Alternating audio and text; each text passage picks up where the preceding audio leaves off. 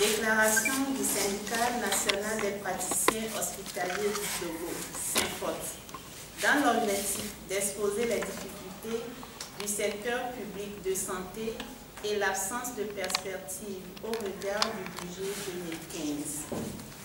Le secteur public de santé de notre pays est l'objet depuis plusieurs mois de perturbations récurrentes qui entravent le bon fonctionnement des services. La mission de service public peine à être remplie et la population togolaise est la première à en payer le prix fort.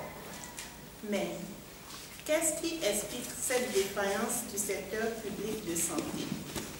Pourquoi la santé n'est-elle pas une priorité dans l'action publique? Nous avons écouté avec attention l'intervention du Premier ministre au CHR Lomé Commune. Il semblerait qu'il se soit exprimé avec son cœur. Permettez que le secteur de santé puisse aussi, avec un cri du cœur, dire à la population la vérité sur les conditions extrêmes d'exercice. En principe, la santé est un secteur vital et incontournable dans une démarche de développement et d'émergence. Depuis 2001, l'engagement a été pris par les chefs d'État africains pour que 15% du budget soit alloué au secteur. En dépit de cet engagement, le budget alloué n'a jamais dépassé les 6% au Togo. Entre 2009 et 2010, avec seulement 6%, l'allocation a permis de couvrir à peine 31% des dépenses prévisionnelles du secteur. En 2014, l'allocation représentait 6,36% du budget national et en 2015, elle chute à 5,48%, avec une baisse des subventions aux hôpitaux, une baisse du budget d'investissement et du budget pour l'achat de matériel. Cette année donc, le budget alloué par le gouvernement est encore plus réduit et ne permettra pas, à l'évidence, de faire face aux innombrables besoins dans le secteur. Aujourd'hui, l'ensemble de la chaîne logistique souffre d'insuffisance. Toutes les structures sanitaires, tous les départements, toutes les spécialités sont sinistrées. En guise d'illustration, nous parlerons de quelques départements comme la réanimation ou les urgences, les services d'aide au diagnostic et les services de soins.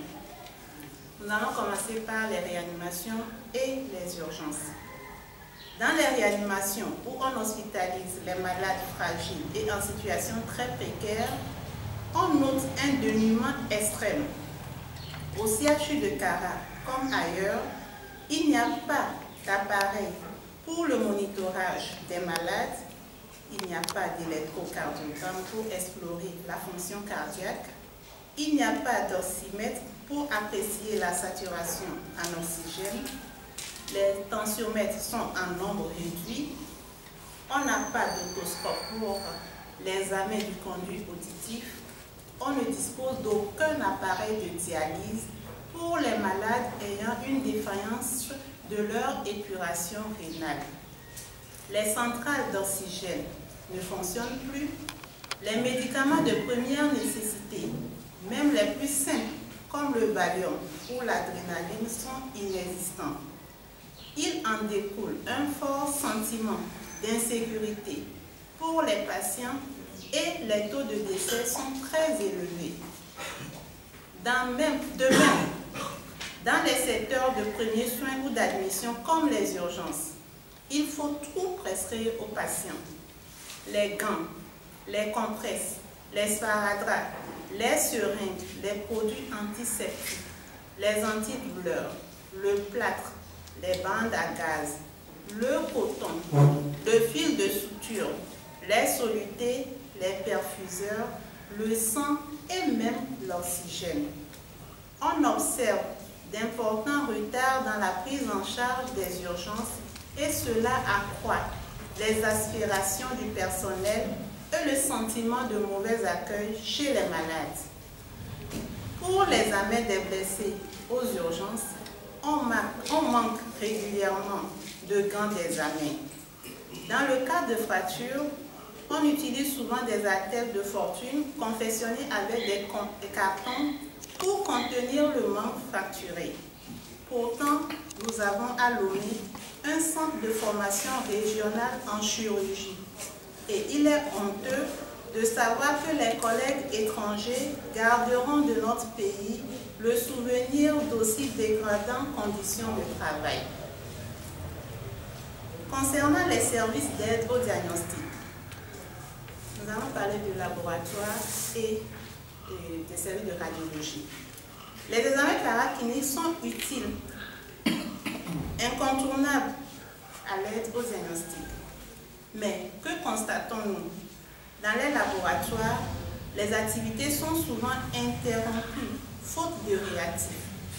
Des analyses de laboratoire de routine, comme la NFS, ne se font que à de rares occasions.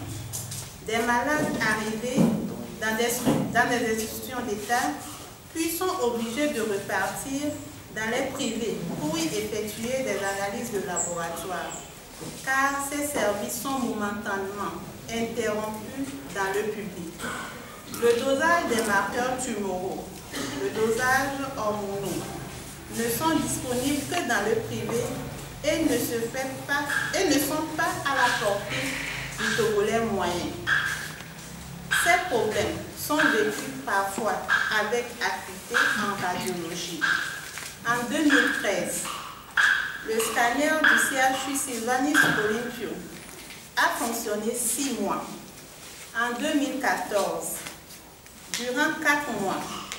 En 2015, on est toujours dans l'attente de sa réparation. De même, le scanner du CHR Lomé Commune, inauguré en grande pompe par le chef de l'État en 2010, n'a jamais fonctionné. On a fait une simulation d'examen lors de l'inauguration par le chef de l'État, mais aucun malade n'a jamais bénéficié de services de cet appareil.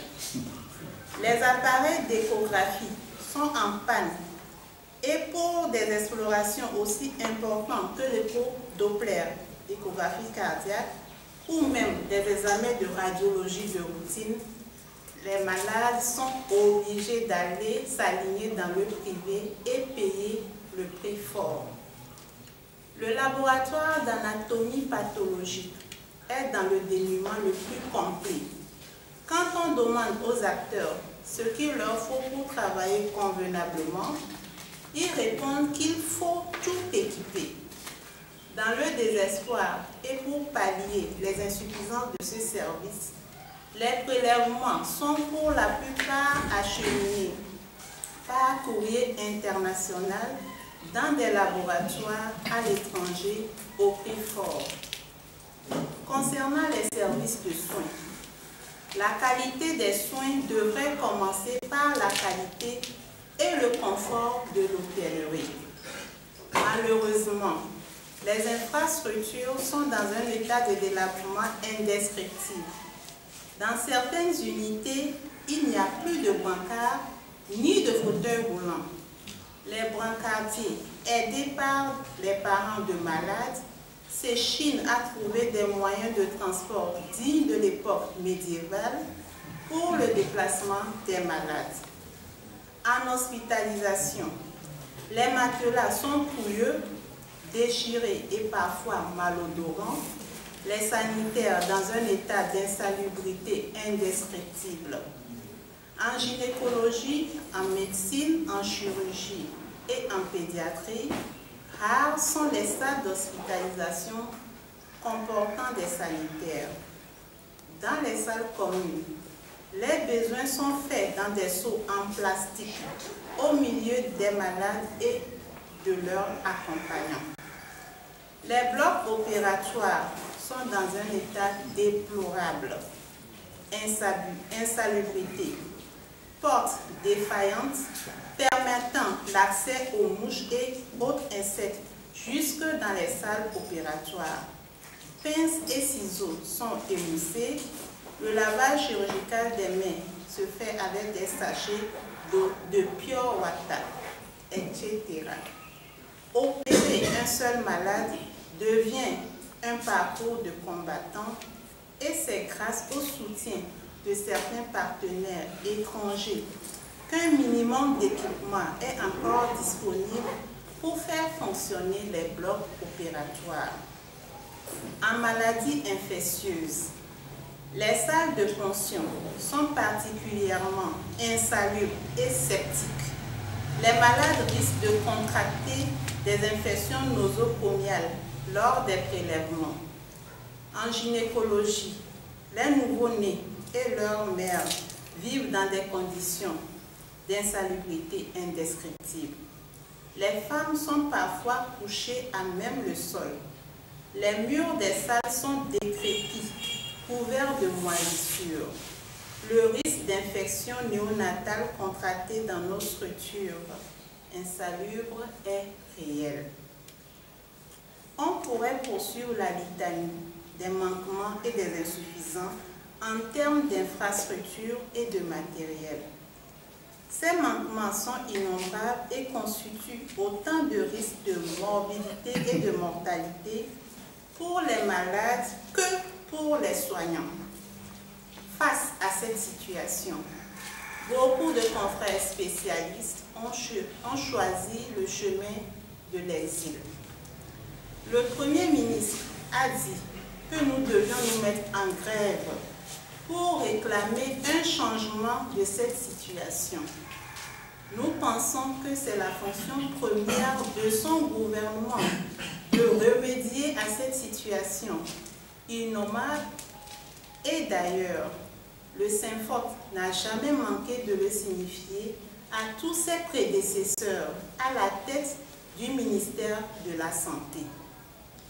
Il nous souvient qu'un de ses prédécesseurs au ministère de la Santé, notamment le ministre Agbar, pour ne pas le nommer, avait clairement signifié au SYNFOT que le problème d'infrastructure et d'équipement relevait exclusivement des prérogatives de l'État. Le SYNFOT n'avait qu'à s'occuper des problèmes de ses membres.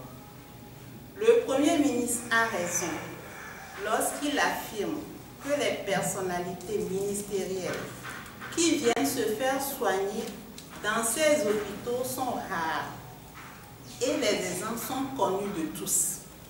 Il a raison lorsqu'il affirme que seul le peuple vient se soigner dans ces réanimations mouroirs, ces blocs mouroirs, ces services mouroirs où le gouvernement ne veut pas mettre les équipements et les moyens indispensables.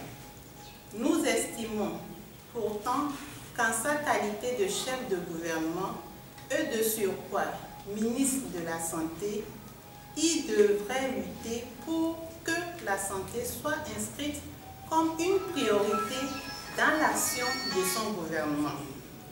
Même si les hôpitaux publics sont réservés aux pauvres et même si les ministres et leurs familles ont l'habitude de partir en évacuation sanitaire pour le moindre mal de tête, il devrait peser de tout son poids pour que des solutions pérennes et des actions concrètes soient menées en cette année 2015 pour que le secteur public de santé retrouve ses lettres de noblesse sur la terre de nos aïeux.